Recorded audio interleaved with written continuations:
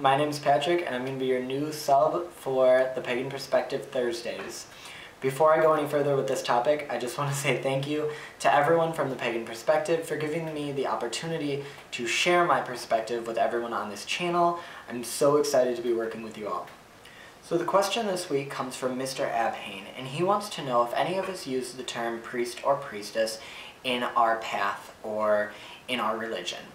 Personally, I do use the term priest, and I understand what it means, but I don't work under a priest because I'm a solitary practitioner.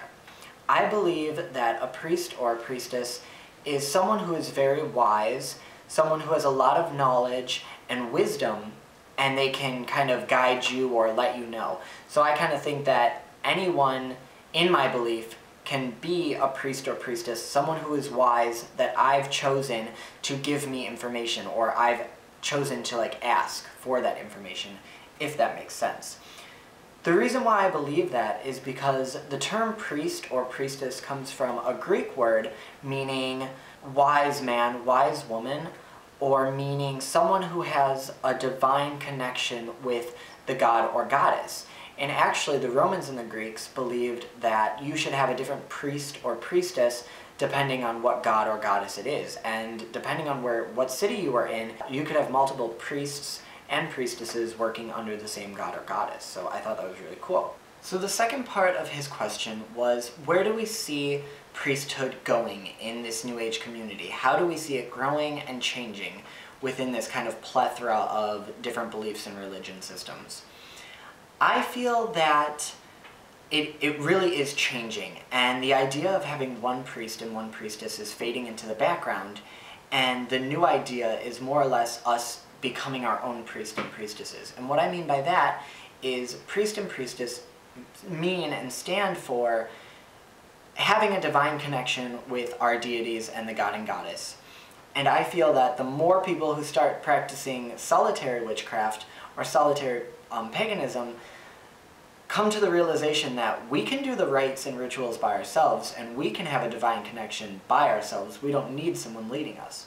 Another thing that I see changing is priesthoods and covens are kind of becoming more group-oriented, and not so we're the leaders, we're going to tell you how to do it. They're becoming more group-oriented. Everyone gets a say, everyone knows everyone brings a different perspective, and that's what I like about priesthood nowadays, is that it's really turning into something where you're each contributing to the coven. It's not one person opens up the circle, it's each person gets a chance to try to open the circle and to do rites and rituals, which I think is amazing, and I think needs to happen. I think the old world traditions of one priest and one priestess, that's the way it has to be. They're the ones who can control the communication between the god and the goddess.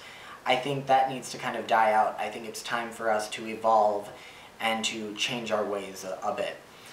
The last part of his question was, please explain any terms and roles you might feel defines a priesthood. So with this, I have to say that one of them is wisdom.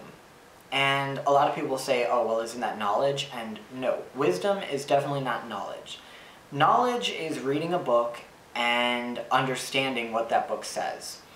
Wisdom is taking the knowledge from that book and applying it into everyday life, or actually experiencing it for yourself. Let's say invoking the god or goddess. You know, I can read a book on it and understand how to do it, but I won't have the wisdom of actually experiencing it until I go out and do it. So I definitely think you have to have wisdom and knowledge. You have to have used the herbs that you're talking about. You have to use the rituals that you are actually talking about.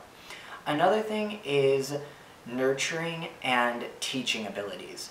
I feel like you really have to be a good leader and a good teacher in order to run your coven and to have that ability. You really have to know how to talk, which is one reason why I could probably never be a leader in that aspect. I have a horrible time explaining things. But I definitely feel like you need to be nurturing too, and you need to understand people's problems. You need to be a good life coach and a good example of someone that can teach and know their stuff. A little bit of advice I have for people who are trying to figure out, should I be in a coven with a priest or a priestess, or should I do it on my own, is that whatever way you decide to go with is don't be afraid to ask questions, and don't be afraid to explore on your own. Don't let one person's beliefs tie you down, even if you are working under a priest and priestess. If they're an understanding person, they're going to understand if you want to ask questions and you want to find out about different walks of life and different traditions and different ways about doing things. I think that's another thing that priests and priestesses need to have. They need to have the ability to understand that there are different traditions and different paths out there for everyone, and they need to be able to explain those different ways to you. So I hope this video helped. I hope it helped answer some questions, and again, thank you guys so much for letting me share my opinion on the pagan perspective. Love and light. Bye. Hey everyone, sorry. And I'm looking forward to sharing my knowledge with you guys, and but the question is, okay.